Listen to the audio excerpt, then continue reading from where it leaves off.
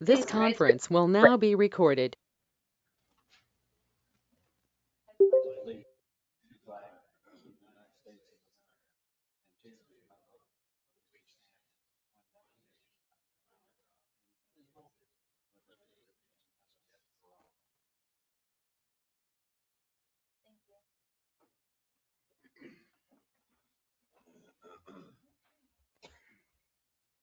There's no adjustments to this evening's agenda.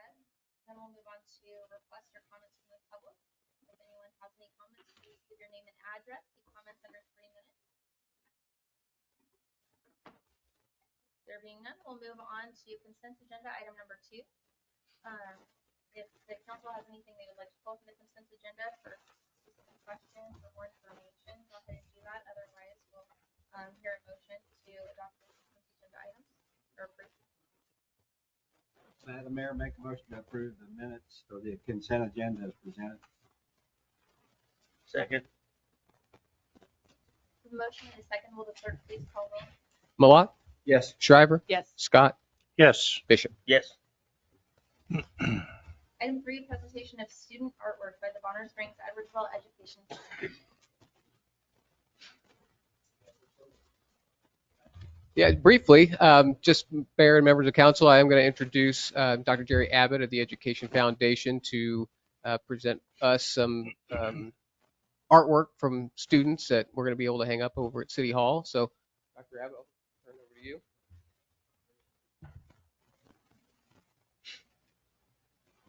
Good evening. Several of you, I think, were in attendance, but on May the 26th, I believe, we had our annual Rise and Shine recognition breakfast. And each year we have a theme, and the theme this year was the power of community. And of course, when we say community, we have 2 cities that are in our community, as well as a portion of Kansas City, Kansas. But we each year also we have, in addition to the theme, we utilize for our client. And this year, Rachel Beck, who is a sophomore, now a junior, class of 25, was the artist.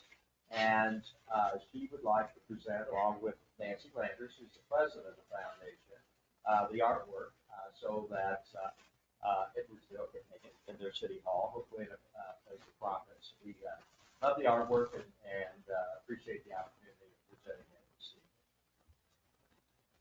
Read the inscription for you. This is the power of community. Rise and Shine Breakfast, May 26, 2023. Presented by the Bonner Springs Edwardsville Education Foundation. Oh, wow.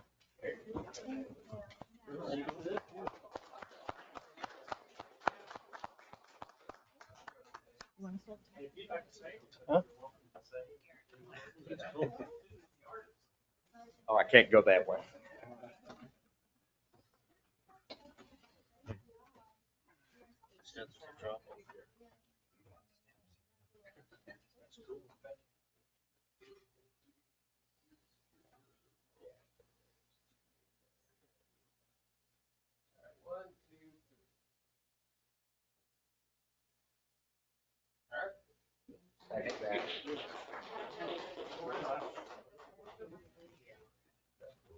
Great, thank you.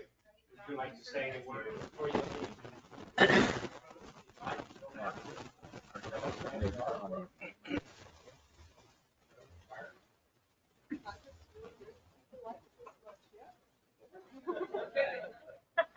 Thank you. Thanks so much. Thank you. all very Thank much you, for Dr. coming. Abbott. Nancy. Okay, item number 4, consider Mayor Capers' appointment to fill vacancy on the Edwardsville City Council. I can address this if you, I think, well, obviously, I'll hit this real quick. I think the mic is here. So as we all know, Councilman Adams resigned from the city council at our last meeting due to relocation. I think we sent you something subsequent to that. But he has family that's down near the Lewisburg area and has a number of grandchildren. Had been thinking about this for a while, but apparently was able one, sell his home here in Edwardsville, and two, find some land that I believe he's going to build on in that area. So when there is a termination from the council, the mayor has our appointment to fill a vacancy.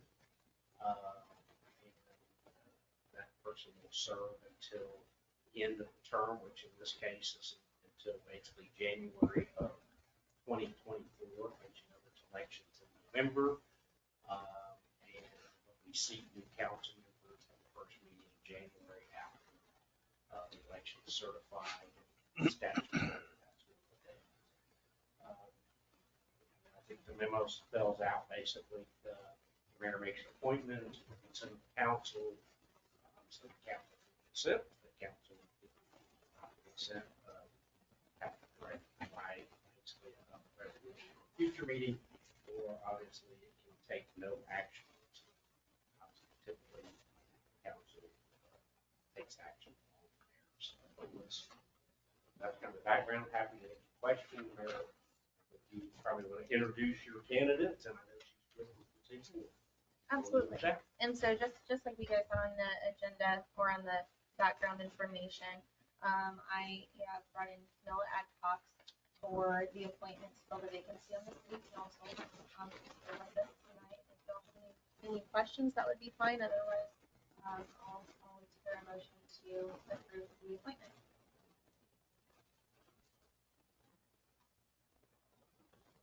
I have a question. Where is she? She's right back. Oh, yeah, I know. I've never met you, so I don't know. Where do you stand on, we're getting ready to build some new buildings. City Hall, police and fire, and down the road, maybe a public works building. Where would you fall on your decision to build these, on voting on the amount of money it's gonna take to build them? Forward and answer questions. So, I mean, I guess we obviously know that there's new buildings that are needed.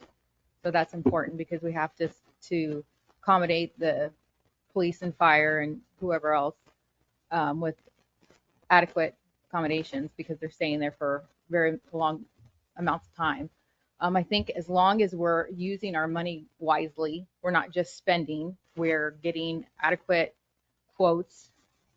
We're making sure that we're picking the best options so that we're not just wasting money, is what I would say. I mean, I think the buildings are absolutely needed. Yes, I agree with that, but I think we should be wise with our money, just like you would with your own finances.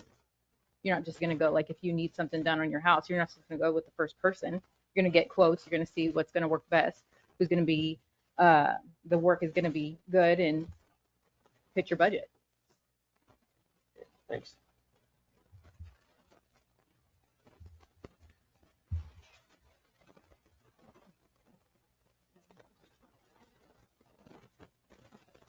Madam Mayor, I make a motion to approve your recommendation.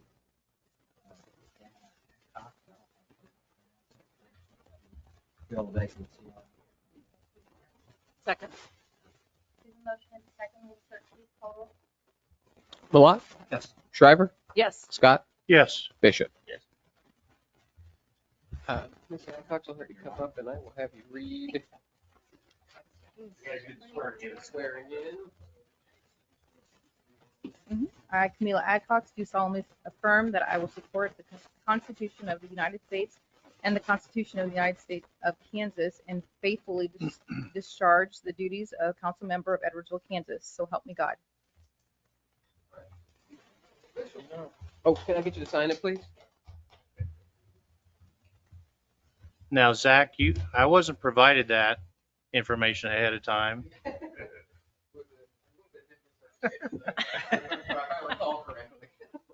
Thanks a lot.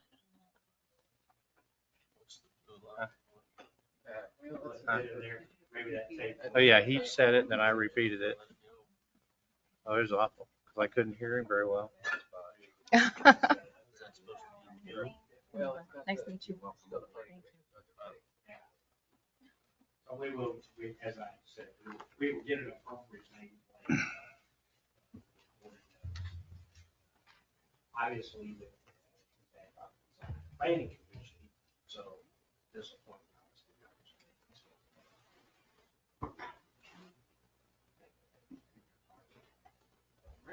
Moving on to item number 5, here staff presentation regarding the mill levy implications for the revenue neutral rate, and consider resolution 2023-06 regarding the same. Mayor, members of council, so this is kind of, we're just following the usual schedule we have been following for the last number of years regarding budget development. So if you recall, throughout the year, we have our quarterly budget updates. You have the regular monthly updates included in the packet. Last month, we had our audit presentation, which gave us the highest and best opinion from our auditors. We followed that up with some estimates with how our revenues in the general fund would perform for the rest of this year, which will set up our fund balance kind of expectations. Obviously, we're going to revisit those estimates throughout the year, but that kind of sets the table for our how much money we'll have in the bank. Now we're at the point where we're discussing the revenue neutral rate, what the revenue neutral rate will go into, but essentially it's going to set the goalpost for us from the property tax standpoint, which is our largest source of revenue in the general fund and in our debt service fund.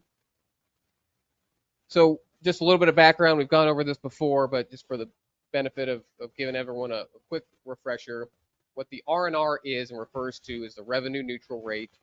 It's from a state law that became effective as part of the development of the fiscal year 2022 budget. What it does is it establishes the tax rate expressed in mills that would generate the same property taxes in revenue as in the previous year. So what it did was replace the tax lid. There used to be a tax lid which was more focused on dollars that were raised. What the revenue neutral rate is more focused on is the actual tax rate. So what the R&R is meant to do from a legislative standpoint is to kind of limit local government spending and holding it to the same levels of property tax revenue as it was in the previous year. So I said, that there's the states involved in it. It was a state program that they put forth through legislation. The county clerk is the actual local agency that develops the R&R rate. They provide notice to the cities what their R&Rs are. At the same time, they provide their valuation data. So essentially what we have is a system that was designed by the state and administered by the county to kind of limit the decision-making functions of the city of cities and municipalities. That's not my favorite way to structure this, but I think we're a home rule state, and we tend to have the belief that we, being the ones closest to the operations, would make the best decisions. But nonetheless, this is the system that we're working within, and we've done it for a number of years, so we kind of know how to work through it and to work within that system. So what this is our valuation data from last year. The final valuation data was provided to us at the third quarter of last year, to the preliminary valuation data that was provided just about a week and a half ago. So as you can see, it went up from 91 million to just about 100 million, or a increase of about 10%. What the R&R calculation from the county told us is that in order to meet the R&R requirements of the state, that we would need to lower our mill levy 3.6 mills. So I'll get into kind of the dollars and cents implications of that, but that's a significant number.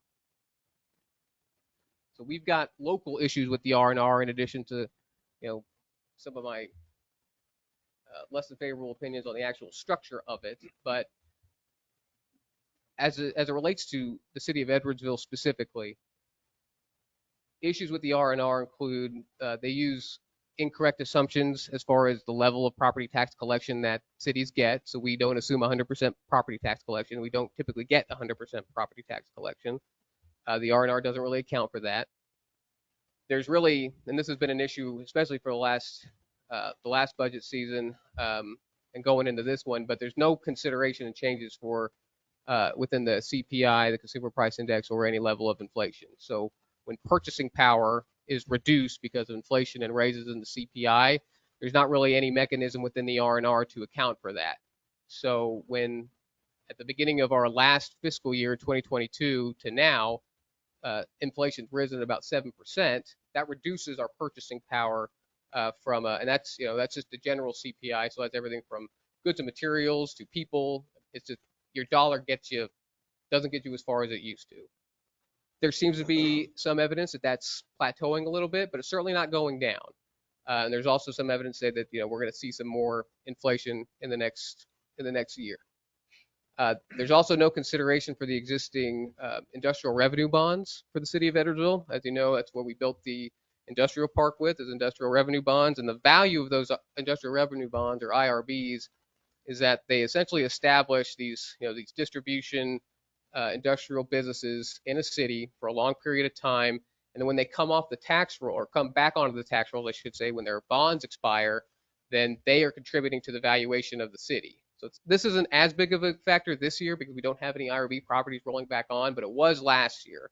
So what that does is it raises the valuation, because properties that had tax abatements are now not on tax abatements. So it raises those valuations, and to offset that, the R&R goes lower. So while that's not specifically an impact on the IRB side, there are properties changed in use. So that's what the IRBs are captured under. So these are just existing properties that, from the county perspective and the appraisal perspective, have a change in use from last year. So just some properties changed in use from the data that we got from the county showed a 270% increase in the valuation from just properties changed in use. So these are not, we're not annexing any new property. This is stuff that already exists in the city, but their valuations have gone up 270% because of, the mechanics of the appraisal process. The biggest one in that list of properties changed in use for this year is a property in the industrial park in the Village South area, which went up $239,000 in its valuation, and there's nothing up there, but it's kind of, based on the speculative mechanism of the appraisal process, where changes in zonings and different, market factors affect that valuation. So those valuation numbers go up in these properties changed in use, and they're either, not really related to anything concrete, or they are because of a new house was built or a new subdivision is being planned. And whenever new houses and new additions to the residential property are there, that comes with the assumption that you're going to have an increased need for city services because there's more people who are using that service. And again, the R&R just doesn't really account for any of that. It just kind of slaps a blanket formula on all cities, and you have to work within it. Using Village South. So a couple of years ago, they took a commercial vacant. They went and got an ag. The ag. For all the haying that we're doing. The ag. Allowed a decrease this year. It's growing fast.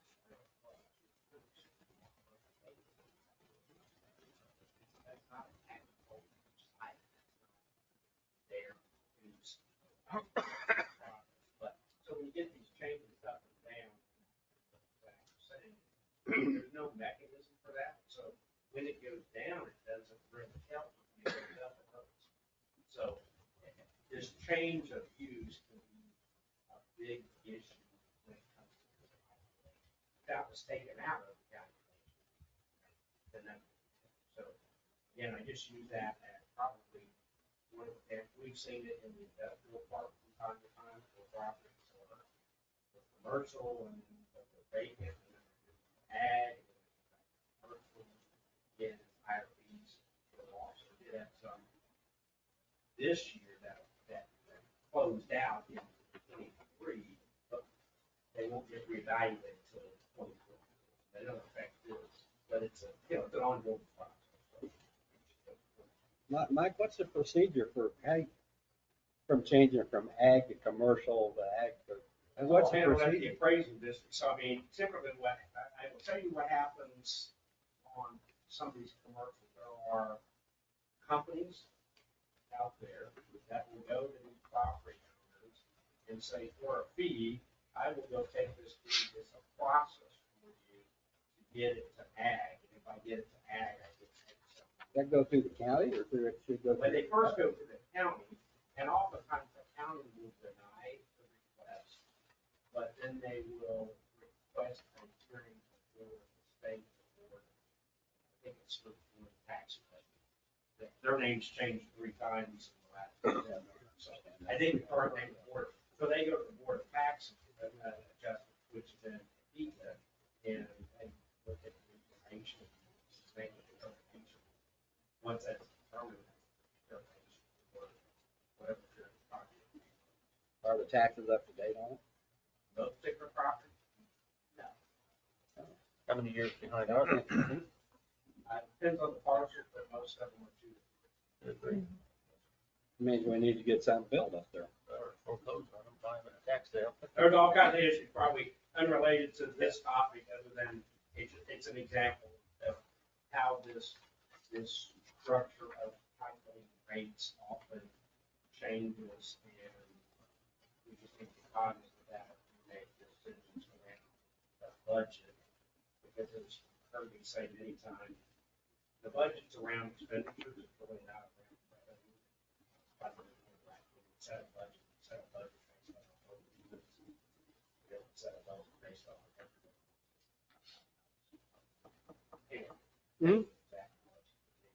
So with all that in mind, so the county visited us earlier this year, gave us some data, updating the average home price in Model 9, including Bonner Springs and Edwardsville, at $285,000. So using that as our kind of test case, what I've got is a table that shows essentially the top end, which is the current mill levy, 41.7, and at the bottom end, the R&R mill levy at that 3.6 reduction, so 38.38. We'll just go 38 even. So under the current mill levy, an average home price of $285,000 would pay an annual city property tax of $1,366, which is about $113, $114 a month. Under the R&R, their annual property tax would be about $1,247, or about $104 a month. So from the average homeowner, from the average value of homes in Edwardsville, the difference in the, I'll call the high end, which is the current mill levy of 41.7, and then the low end of the R&R 38, it's about $120 a year, or $10 a month. But that's kind of the range that we're setting up for the average home price, home value in Edwardsville. And the 99 per month, that's just for our city. That wouldn't include if the community college raises, if the library board. This is just, yeah, we don't have any control over those mill levies. This is just the amount of property taxes that property owners are paying to towards the city of Edwardsville. Zach, what would that do to our, if it's going down that much, what would that do to our revenue? That's a great question. So, if we were to go using the kind of same boundaries at the top end and the low end, our current mill levy 41.7, and then the bottom at 38, the annual general fund revenue is going to be a difference of about $350,000. And the reason that I'm focusing on the general fund, because the mill also goes towards funding our debt service, which goes into our public investment projects, our streets, our public spaces, facilities. But the kind of the consensus of the council to this point and in previous budget discussions has been to hold that debt service mill steady in anticipation for some of these capital projects. And so the assumption would be that if we were going to reduce the mill levy by any amount, for the R&R or whatever, it would come out of the general fund. So general operations funding, people and largely people, and materials and services contracts and things like that out of the general fund.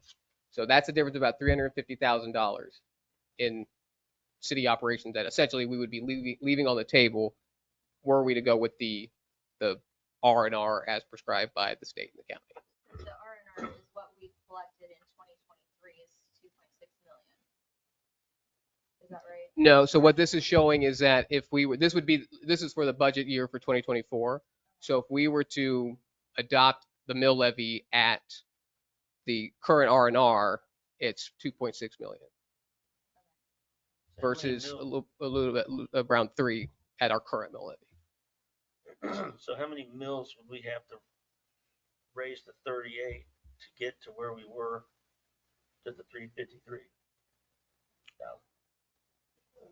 So like it's Two. revenue neutral, like if we Right. have the IRBs and pilots.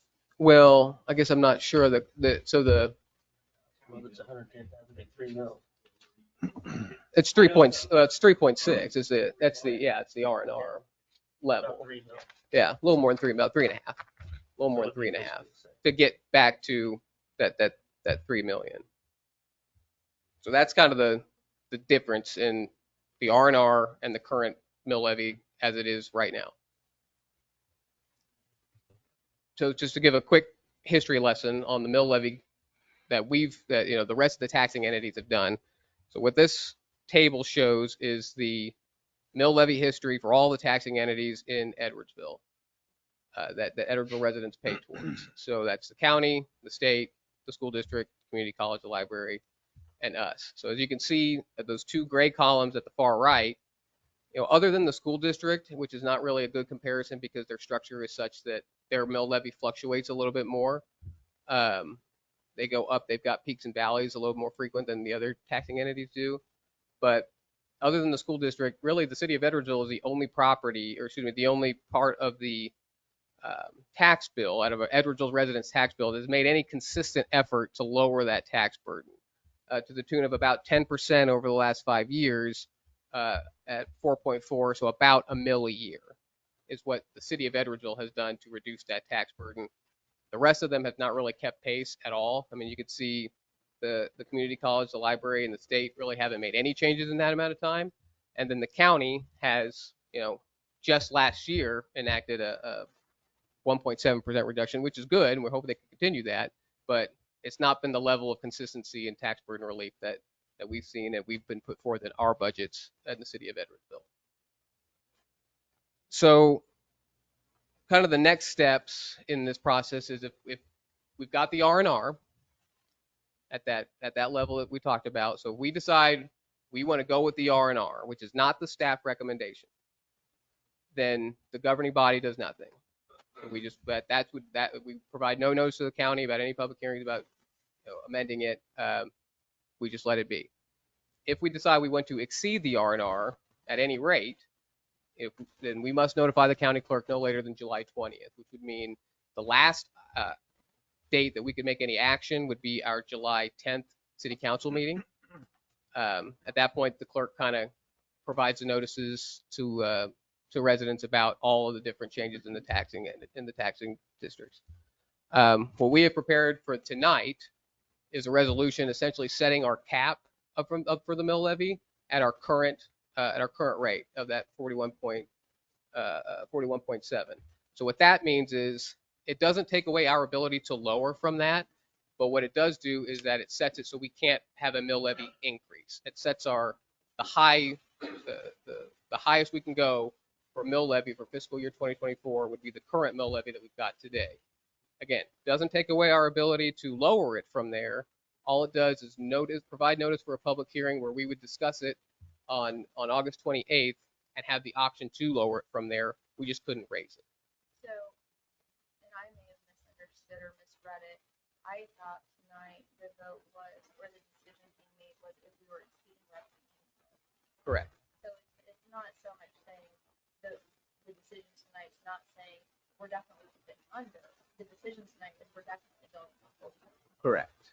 Mm-hmm. Well, I shouldn't say definitely. It just sets our max. So if on August 28th, and again, this is not the staff recommendation, but if on August 28th, the council wanted to go forward with the R&R, we could still do that, but we can't have that conversation without this process.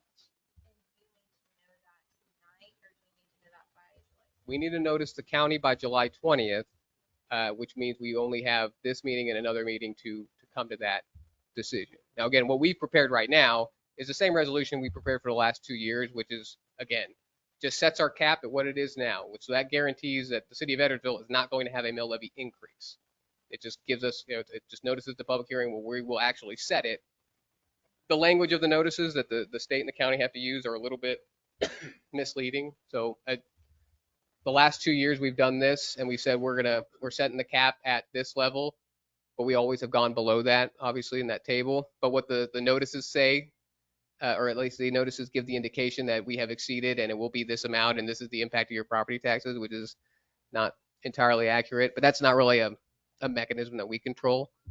But again, what we prepared tonight is the same resolution we prepared in the last 2 years that sets our cap at the current mill levy, guaranteeing that we won't have a mill levy increase. We've still got the opportunity to lower it once we adopt the final mill levy at that public hearing on the 28th. So basically, if we went RNR right now, we're cutting $350,000 out of our budget for next year. Yes. And- We're cutting up to $350,000, I should say. And that's because of the IRBs and pilot. No, that's because of the lowering of the mill levy. Oh, lower. Yeah, we don't have any IRBs coming off this year. I mean, there are some changes in the property change in use.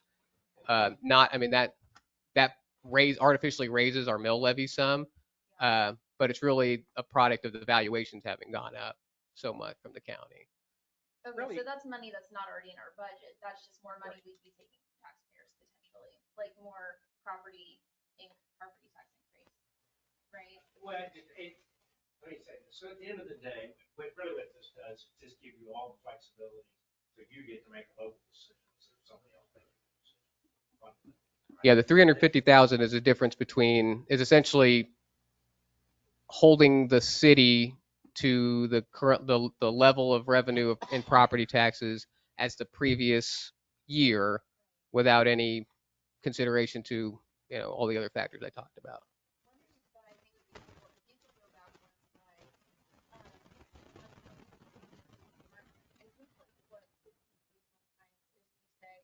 From year to year, we're lowering the tax burden, but in fact, even the city bill keeps going up.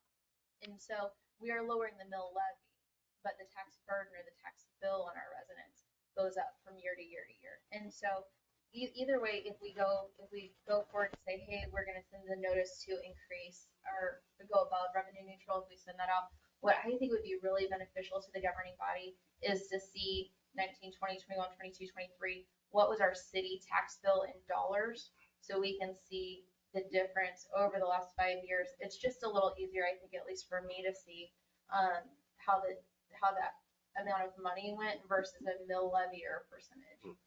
That way, I think we can put it in real dollars and cents for our residents. So When you say city tax bill, what are you referencing so there? I'm saying of every dollar of my property taxes or property taxes, about 24 to 26 cents of that goes toward the city. Mhm. Gave that to us So last year. if Right, we, right. Yeah, if we use that $285,000 for example, if we could just kind of look at from 19 to 23, how that has transpired.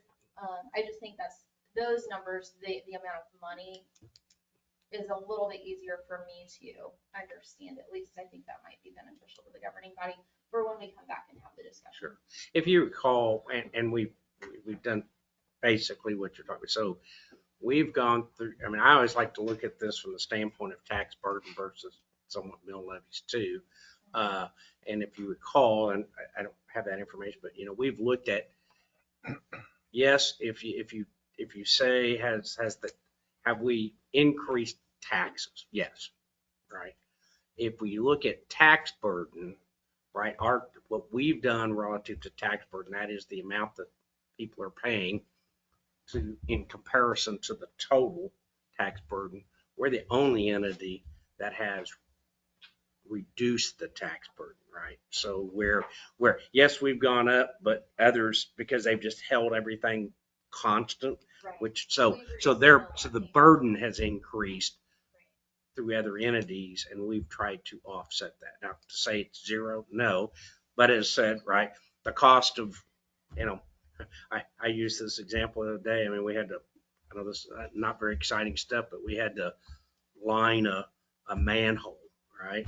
So that same size manhole in 2018, not that far back, was $6,500. We just paid $16,500. Same product, same companies, same, right? And we know that cars, labor, tire, so we have to figure out how we, it does cost more to operate the city today than it did in 2019, right? Or any business, in my opinion. And so we can continue.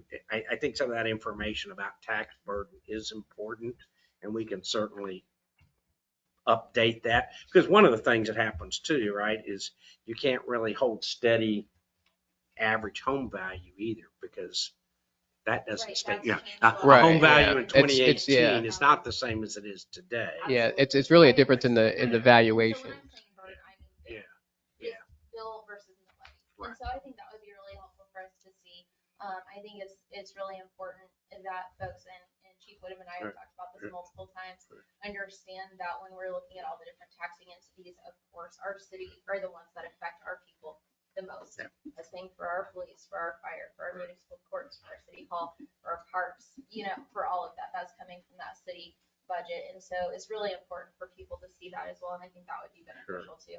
But it just helps me to make sense of it when I see the, just like that graphic that shows me the the dollar, percentage. yeah. That helps me, just to see the actual amounts that we're voting on. I think that would be beneficial too. So we can see, Sure. other than the 995 this year, okay, but Yeah. did we do 995 last year? Did we Right. do 995 Sure. the year before that? Just so we can kind of see overall, because what I'm hearing from residents too is, hey, it's harder and harder to live in our homes to afford to live here. And so I just want to know, we have to make decisions, we have to make hard decisions sometimes, but I at least want to know what that is.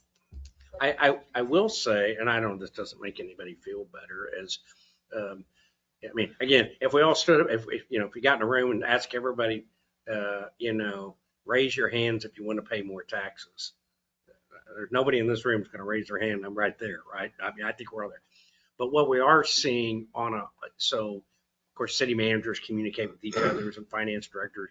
I think what we're seeing on a statewide level, this valuation growth is about where, I mean, Wyandotte County as a whole is not increasing at a lot higher rate, or even a higher rate than counties, because that's really how it's around the state, right? So we're seeing cities across the state saying that their overall valuations are going up very similar, right? 8 to 10, some 12. We don't see, you're not seeing 1% and 2%. So I mean, that's just not what's happening in the market, which again, based on real estate. And then again, I know you all know this, again, I think we have to be more unique with our mill levy, because 2/3 of those taxes are not being paid by residences. They're being paid by our businesses.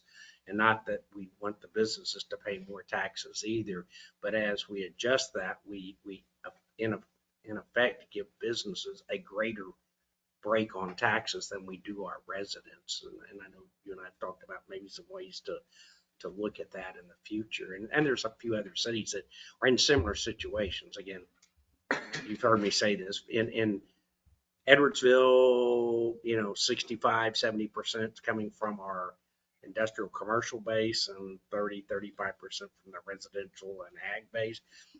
Most cities, it would be just the opposite of that, right? If I took, we'll use Bonner Springs, right? Their residents is about 60+% of their total property taxes come off of residential property. The other 30-something% is coming from commercial. That's probably a more traditional spread there. I'm not saying it's good or bad. It's just there's pluses and minuses to them, but that's just where we're at. And again, tonight is, and I know taxes is one of those things that's, it's a very personal thing, and people see it and feel it. Tonight we're just trying to make sure we provide to you, the body that makes final decisions on the budgets and these things, because we don't set the mill levy, we set the budget, and what we really sets the expenditure side of it. And so we don't want to put ourselves in a position where we can't provide services. That's fun, especially the basic services, right? Police, fire, roads, streets, snow removal. I mean, we have to make sure that those critical pieces are funded. So just a quick question, then Sure. somebody else, but Zach and Mike, have you, with this consideration of leaving the mill at 41.7, what you've proposed for us tonight, and not to exceed for 2024, have you guys considered or took into consideration about what we're hoping and planning and wanting to do for for our city and with building facilities? Yes, so where we're at right now in the budget development process is meeting with the department heads, with the city manager and myself, meeting with the department heads to kind of formulate their departmental budget and what they think their needs are going to be in 2024. So that kind of is where we're at now, and that will put together at our next meeting. What we'll present is kind of here's, we've kind of got trying to corral ourselves from a property tax standpoint, which is our largest source of revenue in the general fund. So on July 10th, we'll come back and say, here's the staff proposed budget. So we'd be able to, once we have a sense on all of those resource levels that the departments need, then we can kind of work backwards and say, well, what's the level of that the mill rate needs to be at that will fund that and meet our financial policy of 15 to 18% in our reserves, and then what's the level of tax burden relief that we can offer. So kind of work backwards from that point. So that kind of brings us to this, to when you're talking about how we consider going forward and what considerations we have, they remain the same that we talked about in the last couple of presentations, these staff priorities that we're using for development of the budget. Those first 3 bullet points, and this is the same slide it's been for the last 2 or 3 presentations. Those first 3 bullet points are all city infrastructure. Largely, those are going to be the product of bonded projects in our debt service. So those are not affected by the general fund. We've got some major investments that we're wanting to make in streets and facilities and public spaces. We've heard from staff and residents alike that that's what they want us to be doing, making those kind of improvements. But those projects do not come from the city's general fund by and large. They come from our debt service fund. So working with that, we're not really going to be the intention of the staff at this point is not to be messing around with the debt service level mill. So that that leads to the assumption that any changes in the mill levy overall is going to come from the general fund. So that brings us to the second point, our other priority for budget development, and that's retention and recruitment of the quality talent that we have now and making the necessary filling the staff capacity that we have now, and possibly making staffing adjustments in departments so we can continue to provide a high level of service and then offer the current employees the level of support that they need. That piece of it, that comes out of the general fund. Last year's budget, the way it's trending right now, and what was adopted for fiscal year 2023, 75% of the general fund is wrapped up in pay and benefits. So there's not a lot of, I say that because there's not a lot of equipment or capital projects or, kind of high dollar one-time purchases that come out of the general fund. So whenever we make these cuts, that's the area, that employee retention, the compensation and the staffing levels, that's where, the biggest piece of the pie is, and that's where the biggest impact is going to be to those mill levy reductions. So whenever we, especially this year, if the intention is to leave the debt service level where it's at now, then that's kind of the biggest area of the general fund that's going to stomach that impact at any mill levy reduction. So, we've heard from council members at previous meetings focus on compensation and staffing and retention and recruitment. That's kind of, that's the mindset that we're in when we're proposing mill levy levels. Keeping it the same and not well at exceeding. this point I'm not necessarily recommending that we will be keeping it the same. There are some we've still got the city's the city's allowance of the ARPA dollars that might have some, we're looking at different strategies that we could infuse that into the general fund, which might have some mechanism to have effects on the mill levy. Okay. So I don't want you to come away thinking that it's the staff recommendation at this point to hold it steady. There may be some that's what we're kind of doing right now to see where that opportunity is to offer that tax relief. What we're asking now, what we're recommending now, is just to set what I am comfortable in saying is that the current tax rate, the current mill levy, I can work within that and get these priorities accomplished. Perfect. Thank you. We do know, and again, we do this, right? The third bullet point, right, is tax. So, I think, we understand that, right? From a standpoint of tax burden, I think collectively, and I say that's been both at the elected level and the staff level of working together to address tax burden while still having focus on some of these others. So I don't think in my time here, we've ever come and said, let's just leave the mill levy alone so we can raise more money and we'll figure out how we spend it. We've never had that discussion, right? And so, again, I think what we really want to do is to ensure that you collectively as the elected body have all the tools that you can have at your fingertips, and then you can make good decisions. And where that mill levy falls out versus others, I mean, it's not to say that we can adjust the debt service mill levy, right? I mean, but previously we've kind of said, hey, we want to kind of hold that steady, right? And where does that take us?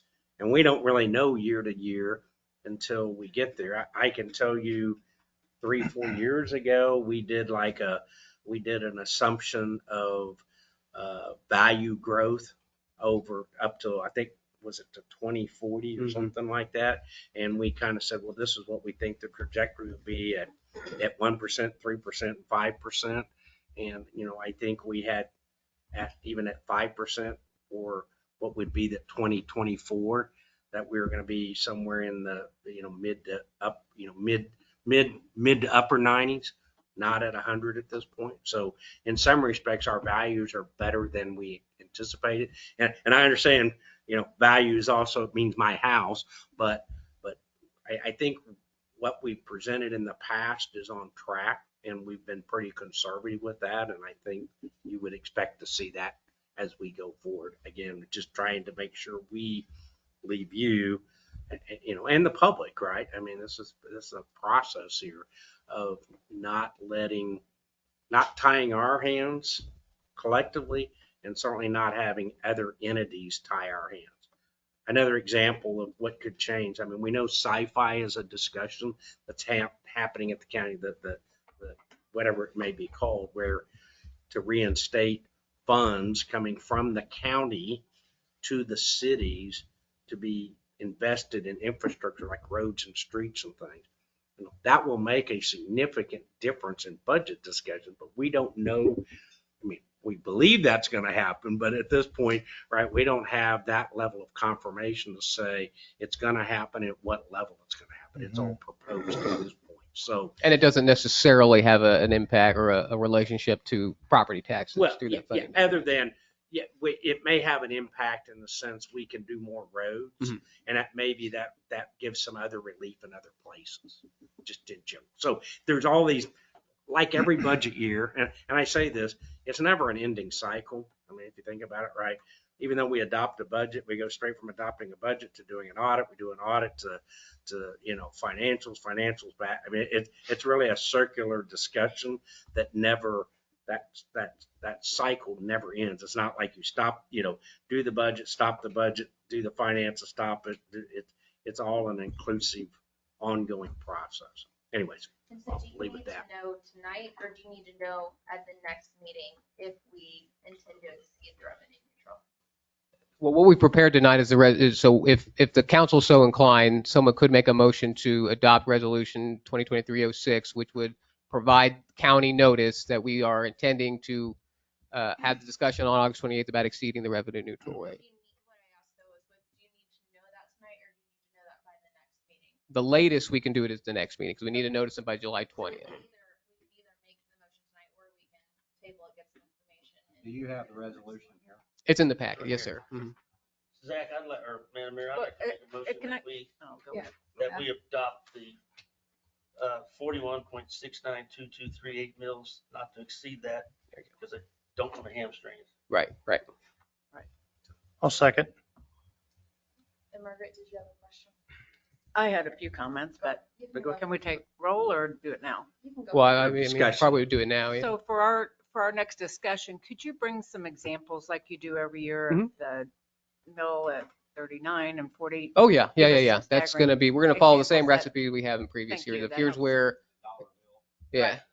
Well, the Well, dollar it bill, that's kind of different. stays the same. Right. Yeah, we're always gonna be that But 24, his 25%. examples, those examples at the different mill Yeah. levies help So a we'll lot. kind of show you essentially what we did tonight is show you that. So here's the range of impact between the current mill levy, the mill levy less a mill, the mill levy less 2 mills, all the way down to the R&R, and then kind of have that relationship and say, if we reduce it 2 mills, here's what that means operationally on the general fund side of things. Or if we reduce it 3 mills, here's the kind of cuts that we're making, or here's the changes that we're not recommending. Or One of your slides, you mentioned there was, or it impacts what kind of residential growth we have. Mhm. What do we have for this year or last year?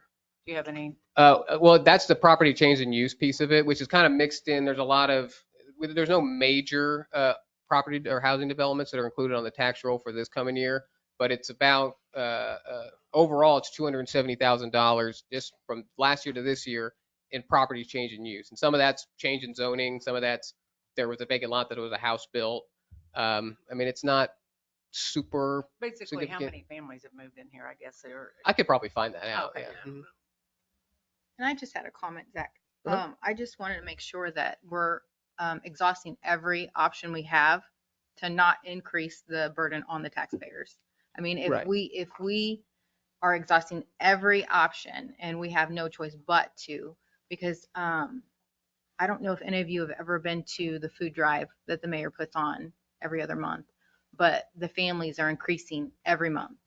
And one thing that I hear out of every single one of them, and I know some of them aren't from Edwardsville, but most of them are.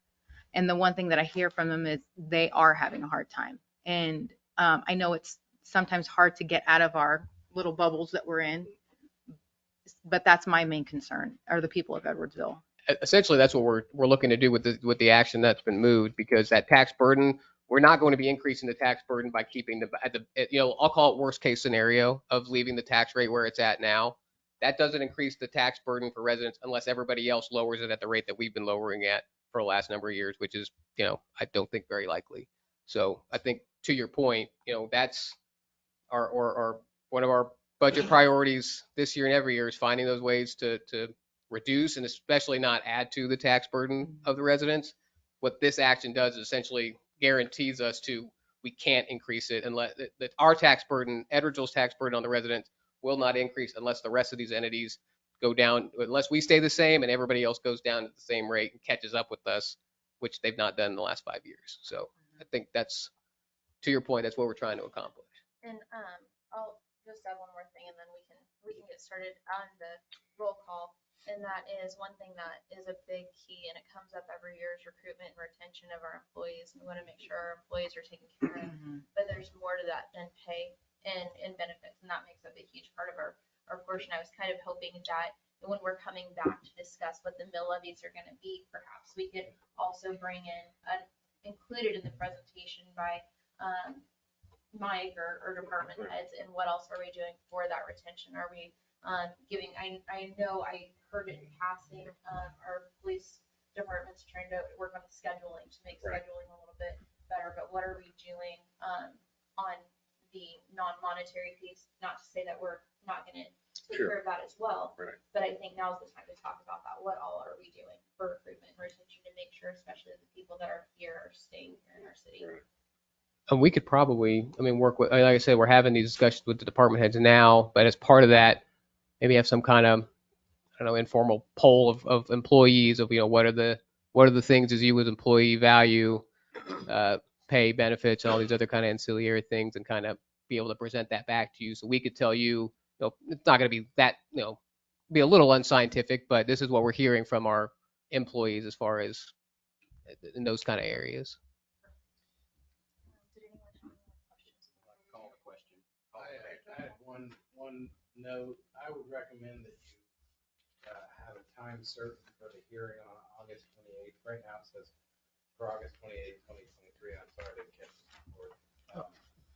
It's on or after 6. Yeah, if you're especially gonna have the things that you're doing at that meeting anyway, is this a special meeting or would it be? This is the second city council meeting. So I would suggest maybe making it 6:15 or 6:30 as the specific time for the hearings. But there's already been litigation over notices and whatnot. So We typically do that because that way we also did, because you got to stop the meeting, whatever. Amend the motion.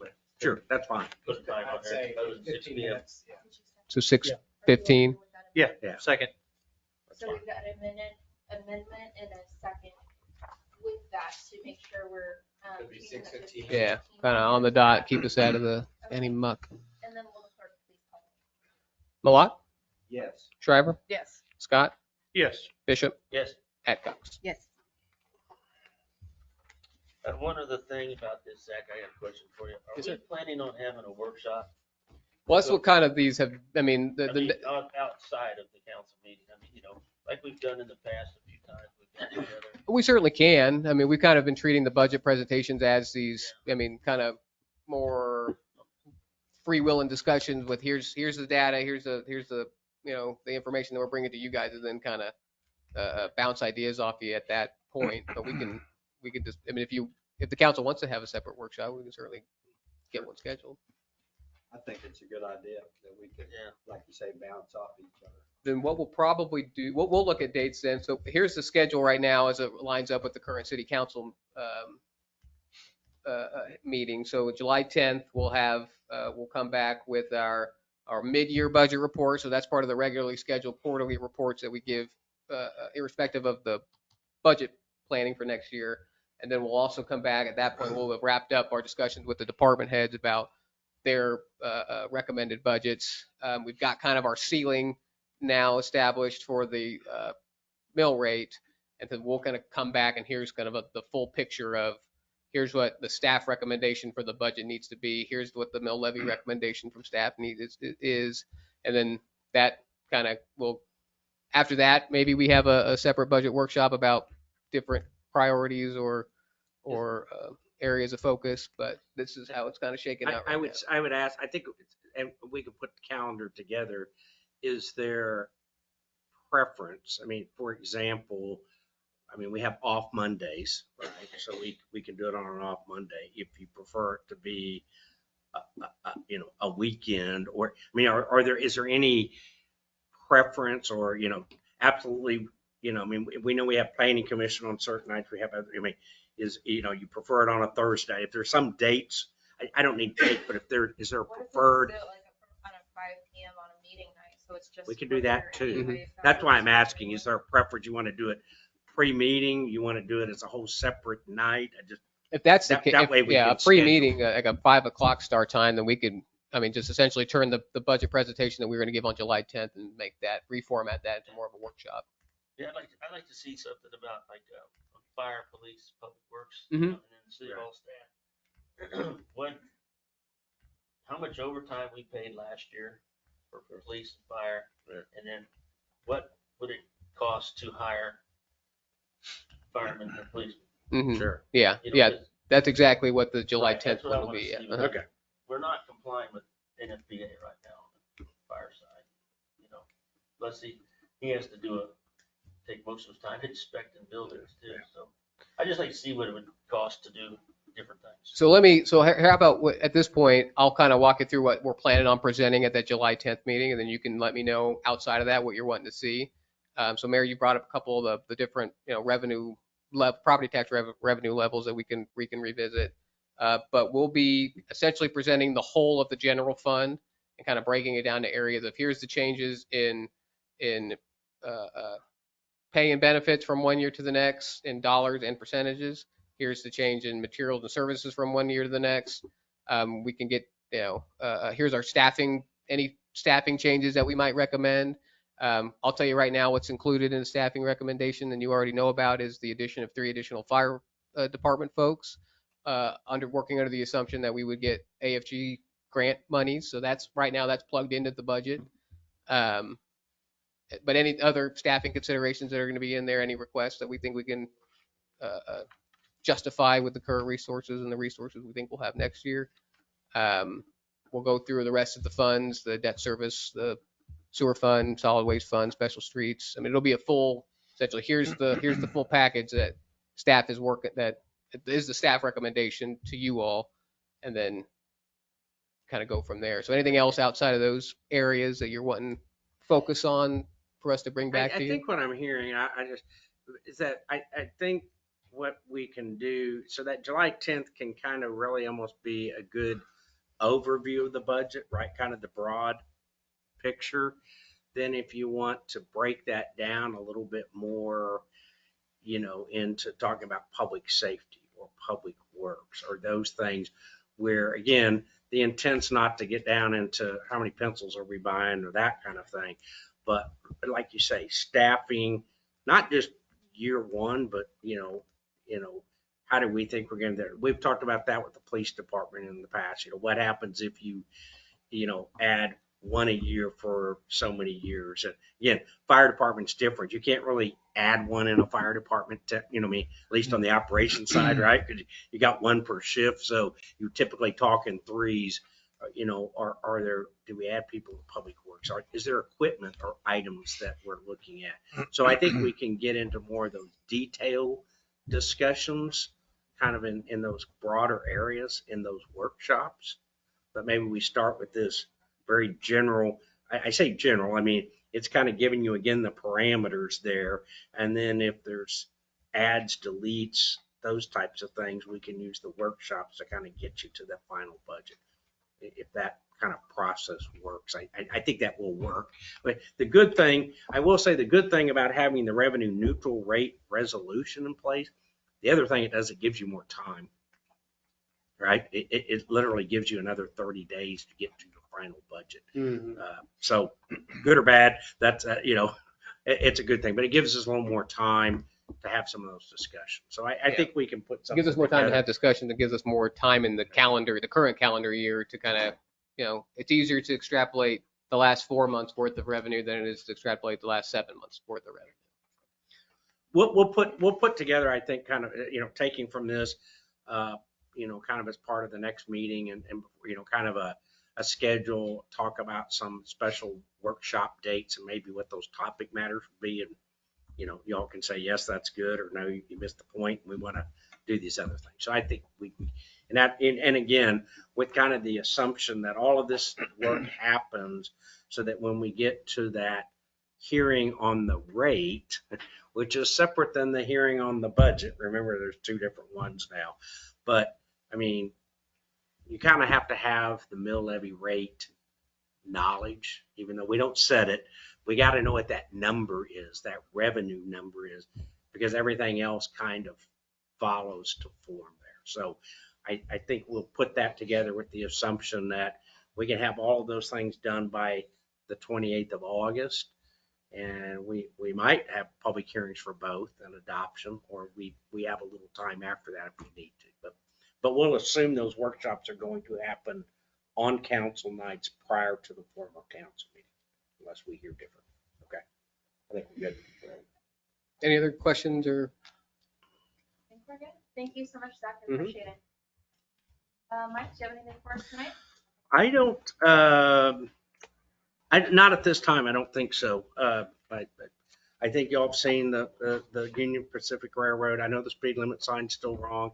They came out and they put the speed limit sign on the post that didn't have any speed limit sign on it, and they still have the wrong speed limit sign on the other post. I tell you, that's a project that missing management. I'll just put that, not our project. But the fence is up, and supposedly they're now going to schedule a final walkthrough of everything. I don't know when that's going to happen. I said, please have us at that walkthrough. We want to be there. So the wrong speed limit wasn't our guys. No, It was the railroad. the contractor came in and put the speed limit southbound at 35. Right. I said, you put the wrong speed limit sign up. It's supposed to be 25. Yeah. So they came, and on the post that didn't have a speed limit sign on, which there's not even supposed to be a post there, they put a speed limit sign up that says 25. So they didn't change the one that got asked. They put a new one up. Anyways. It doesn't really matter. They go 45 anyway. Yeah, we very well. If I can't get an answer, we may just go change it. Well, that's what I was going to suggest. If nothing We'll else, probably just change it ourselves. can we and at least take it down?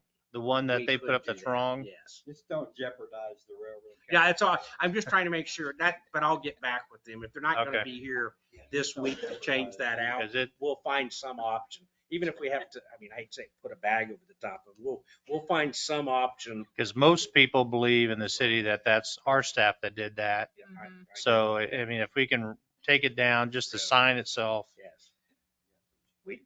We did not install. Matter of fact, the public works foreman said, I noticed the sign. What's the deal? Who put this up? I said, we got it. But anyway, Yeah. we'll Thank take care of it. Other than that, right now, Mayor, I don't have anything. I'm happy to answer questions. Thank you. Mr. Knight, do you have anything for us? Yes, one thing, you asked me to follow up on the River Falls subdivision issue that was part of last meeting's discussion with several people coming to speak about that. I traded some phone calls with my government tax sale attorney, phone message with them. But the more I looked into it, I was very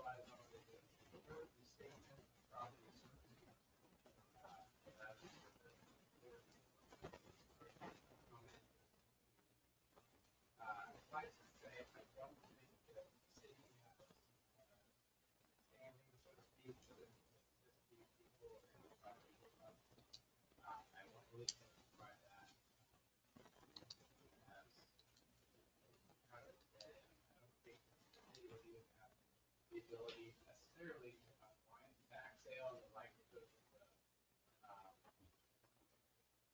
formalities or what follow this tax sale. I think that's probably not what we're looking at, but we can produce the marks, property, for that.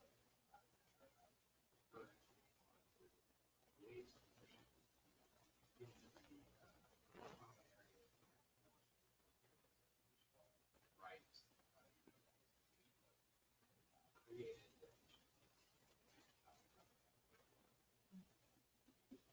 Not going to do anything else for us all on that.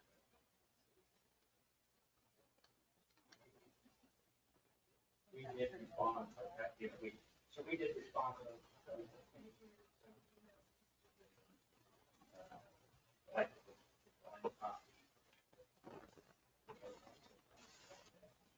County would say, in this case, we're not a party. We're not engaged in the work, right? Getting that. Individually, we're saying,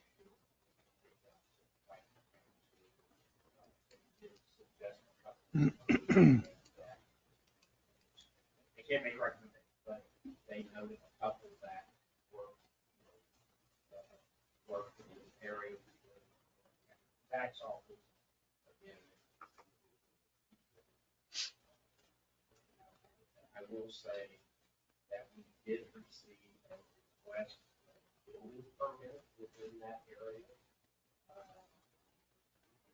Staff mentioned the building official permit, use that is being proposed, not used. Basis are have their own rights.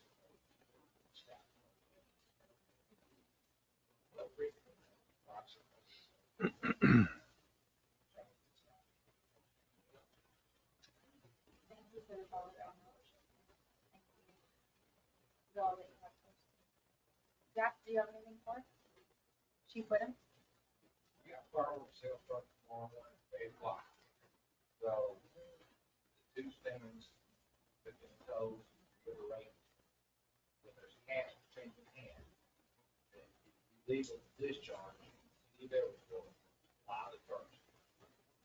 So today, 11 p.m., it stops a lot before. Our hands are not anything else. You know what's going to happen tomorrow night? Someone's falling on the back or crying because they got fireworks. So we, I'm sorry, they go right across the river and get in Missouri all day long. So we're gonna have to suck it up and deal with it or.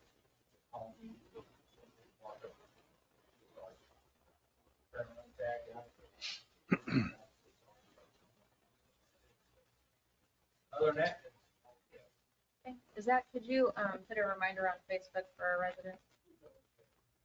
Is July 4th your favorite holiday? no. That's all they work, man. We're dry. We're dry. Not on this Yeah. one. It's gonna turn in really dry. Saturday or Sunday. Yeah, it's, Current cigarette fire in this state.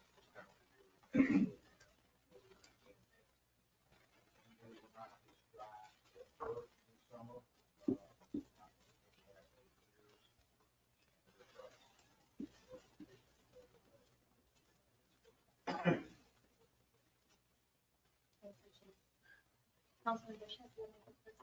Sure, yeah. The mayor and I have been visiting with the, or having meetings with the, our construction management company and our design firm. We had a 2 days of, they toured the buildings, they see what shape they're in now. Had some really good discussions. They're excited about the project. I am actually really excited about it because they listened to us. They didn't, I mean, they came with some suggestions, but they listened to us. What do you want? And I really appreciate that part of it, you know, so. And for our newest council member, welcome aboard. I would encourage you to go to the LKM training, League of Kansas Municipalities. A lot of them are virtual now, but it teaches you how to be a better legislator. And Mike and I, we both have our level 1, and I'm working on my level 2. We're gonna get there before we. Yeah, but it helps you understand. I mean, they have budget workshops. And they have, you know, how to deal with, you know, citizens in the proper way and everything. It's really good training. I encourage everybody to do it. And that's it. Councilman Adcock? I'm just excited to start to work with you guys. Councilman Moore? Well, you gave the silent update, so I scratched that one off. Thank you for that. I wanted to just reiterate on the budget process is really a pain. It's really hard for us to sit up here and do. And I want the citizens to realize that. And occasionally you have to pay for what you get. And, you know, with the RNR, with us not going with the RNR, that gives us a lot better opportunity to pay our people and to provide the services that we do provide, which a lot of them are sitting in here right now. And I'd like to compliment the fire department because I think you guys really do a good job. I've seen so much improvement in 30 years of Edwardsville. The job that you guys do and the police department also. So I'm one of the guys that's been here forever. So Mike, road repairs that we approved at the last meeting, when are they going to be starting? Is it like the 2 road repairs? They're about 30 to 45 days out. So we have a contract documents all prepared. Most of them, just schedules. But they're The buildings around stuff. They're 30. they're rolling on. I mean, they're rolling on. Okay, that's Neighborhood.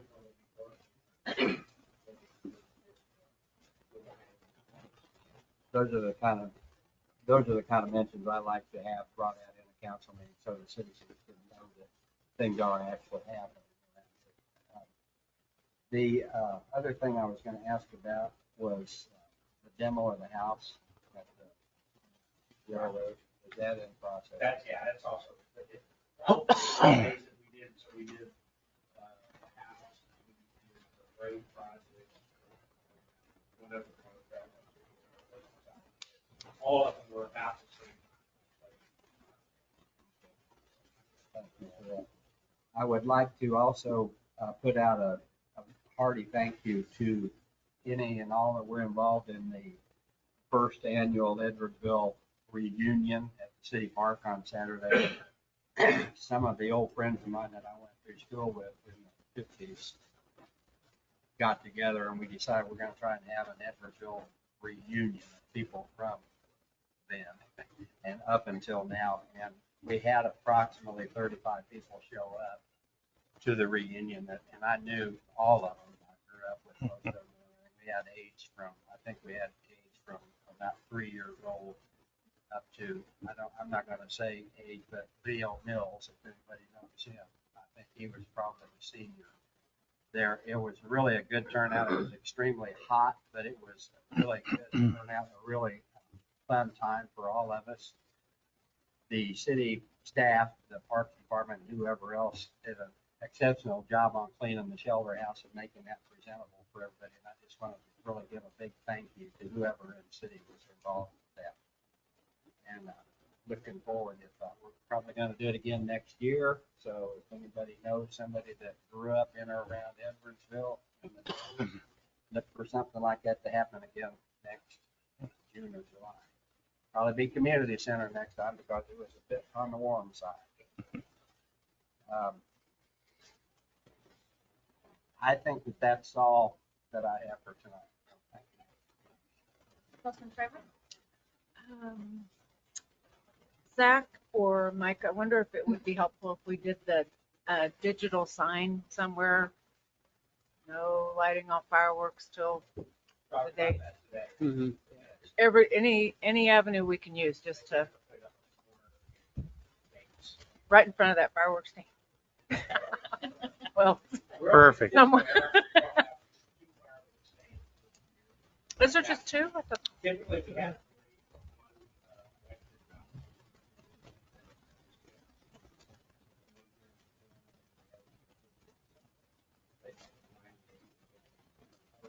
Yeah, I don't know.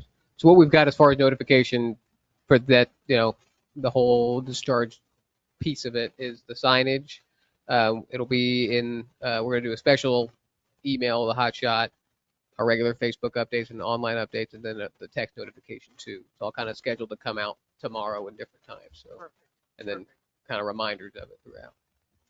Any relief we can give to our police and firemen. I know it's probably going to be a busy weekend. Right. And hopefully we get a little rain before then too, but hoping it's not too tough for all of you. I'd like to congratulate Councilmember Adcox. Welcome to the group up here. I'd like to thank Nancy, the young lady and the education staff that came and brought the beautiful picture. That was very nice. Well, I don't think we've had that. Not since I've sat on the council. That's right. That was I've been to many of those breakfasts. right. I don't ever remember. Right. There was some great music.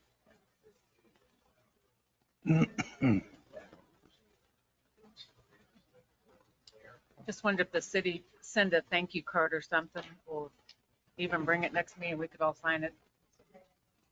And I know I had something else. Zach, thank you for always putting these presentations together. I know it's a lot of work, but it certainly helps all of us. I know this is my third term, so I've gone through this several years, but every time you bring that information, it's extremely helpful. And that's all I have. Have a happy 4th. Councilman Scott? Thank you, Mr. Ney and Mr. Webb. Thank you so much for doing what you did with our citizens that came in. When they started talking, last meeting, I think most of us were caught off guard on what they were talking about. I didn't have any idea what they were talking about. So even though it didn't affect, or we didn't have a say-so in what they were bringing to our attention, but means they brought it to our attention, I'm really thankful that you guys were able to help them and at least give them some information that they didn't have before. And they clearly thought that it was a city issue, that we need to get involved with that, which we're clearly not. So again, I just thank you for your time. And Mr. Ney, I appreciate you donating that time that you put into that effort. Did I say that on record? So again, thank you for visiting with them and giving them some great advice. We can do that. They were here before you got here. They old. We start at 6, sir. In regard to the public comments, I really do appreciate the public communicating with us and visiting with us. I've been to several of the city council meetings in Olathe, and what they do something a little bit different than what we do, but I really like what they have adopted. So anybody that does or has a public comment, and I spoke with Zach about this, I think he's working on it, but any public comments, they come in and they sign in, they put their signature in their email, and then just a brief description about, what it's about. And then somebody from our staff makes a copy of it and gives it to all of us and then you guys. And that way we have that list in front of us. In that case, like 2 weeks ago, there was 5 or 6 or 7 of them that spoke. And I had a hard time hearing some of their names. So at least doing it that way, we would have at least their names and their contact information, so we could contact them back if we needed to. And then I know there's always going to be some last minute, people that may show up, 2 minutes or 5 minutes before our meetings, and that's fine. I think if we could capture the majority of the names ahead of time and they sign in, if you will, and then give us a copy, so we're somewhat prepared or more prepared, I think be beneficial. Zach, your thoughts? Yeah, you had brought it up, and you're right. It's not really an uncommon practice. So what we're probably at the next meeting, we'll present not as like a formal agenda item because there's not really any action to take, but just here's a concept that we'll essentially repurpose for us. So that way, to your point, for the folks who can provide notice, staff will have a little bit of heads up, and maybe we can head them off and say, help them out before Right. it gets, when figure out a way to help them before they come to the council, or like you said, just everybody would be a little bit more informed on what the topic at hand is for the evening. So we'll have something, some kind of concept to bounce off you at the next meeting. Okay. Thank. Places, right, so that I've worked with, they've done, sometimes what they'll do is they'll have like a pre-print card with that information. Sign. Yeah. Put their name and contact information, and then those cards are given to the mayor. Especially when they're public hearing items. Mm-hmm. Right? Planning commission as well. So people could provide that, and then the mayor can use it as a way to say, Mr. Webb, please come up, Mr. Jones, you're on, Mr. Scott, you're on deck. And it can be a way that name the meeting, but we haven't had a big call for that. Right. But it's a good practice. Some places, and I think this is too much more, if you can sign up for agenda items, but sometimes that just, I haven't seen that very effective. Yeah. But it is nice if there's some way for people at the beginning. It doesn't mean they can't still speak. I mean, again, where I've seen it, is the mayor will go through the list and we'll say, is there anybody else that might speak? Mm-hmm. Come up. Because maybe if something in the audience, something pops up, they'll still try to capture that information. Right. So again, we have a record of who spoke. Valuable.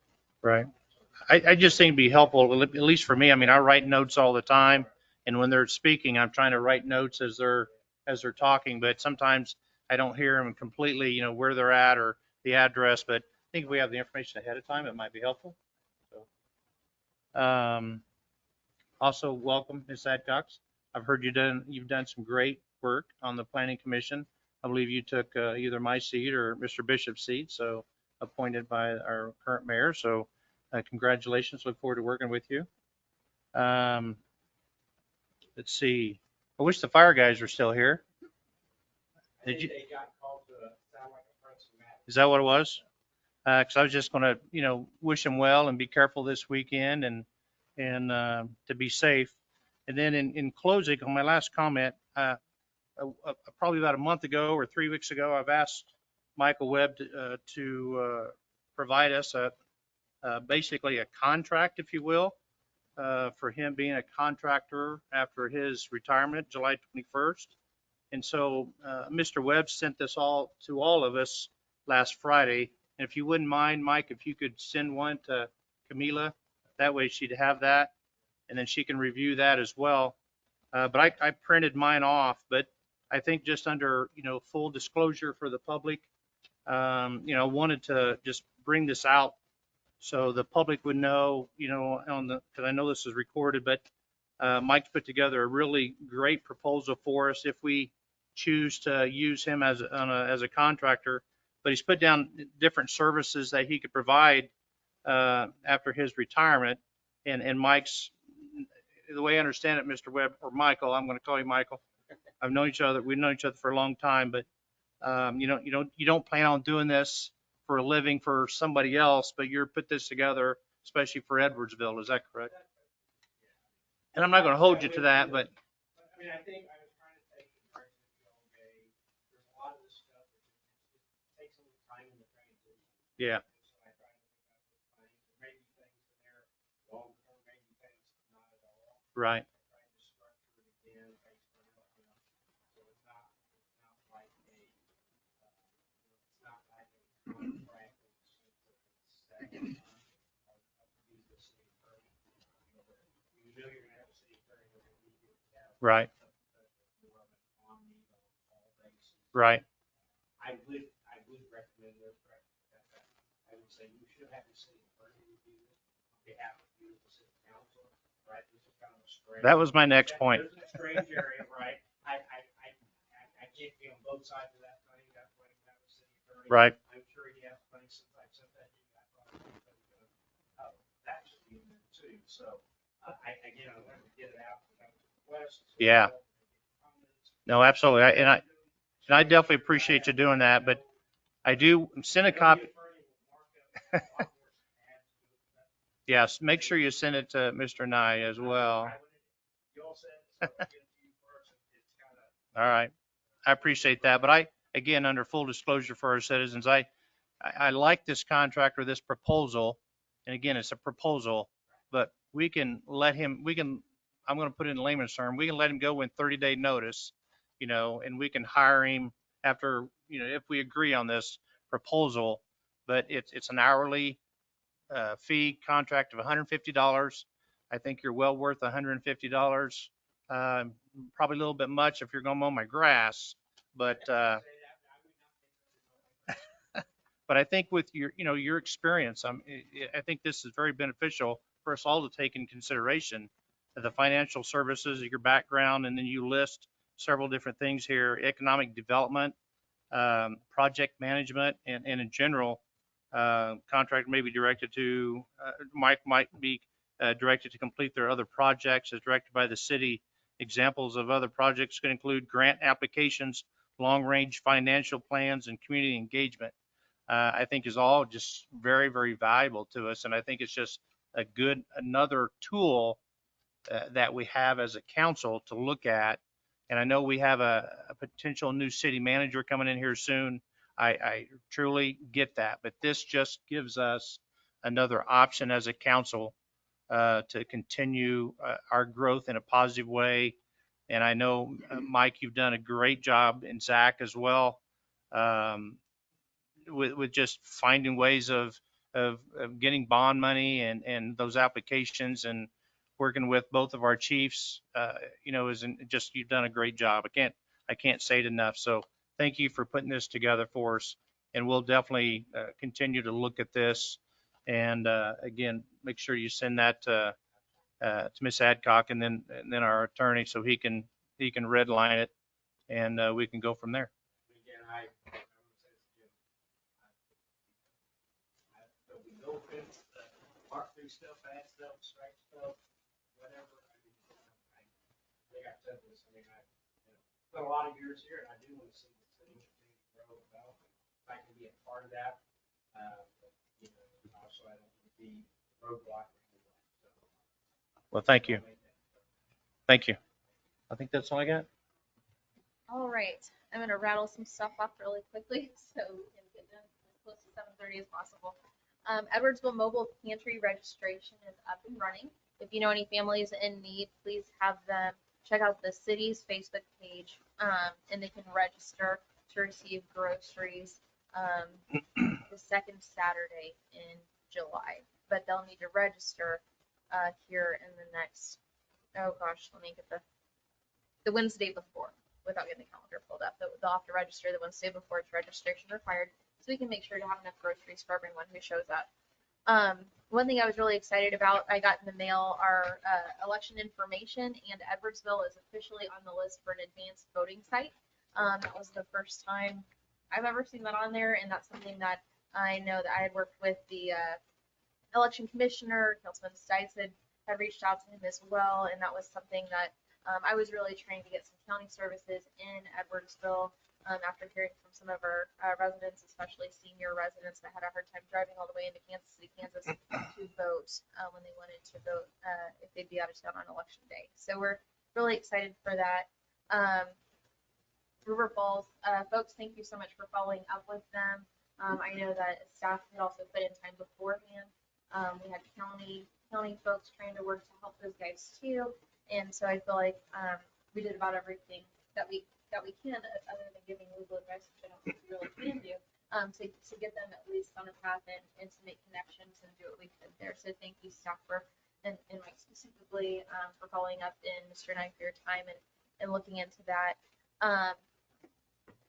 CPPS board, I noticed on the memo that we're going to have a shadow box to house the sponsors that set up the flags for Memorial Day. And then Zach had also posted online, thank you for the folks that are maintaining this flower plots for the big flower gardens in there. And I just thought that was a good thing for the council to know and be aware of, that we have folks on the CPPS board, and then just also residents here that care so much for our cemetery, that we're taking time to thank them. I thought that was really special. Almost done. Thank you so much for the artwork. I thought that was really nice of the young lady to come and spend her time with us tonight and donate that to the city. I think that's all I've got. Happy Independence Day. We'll see you next time.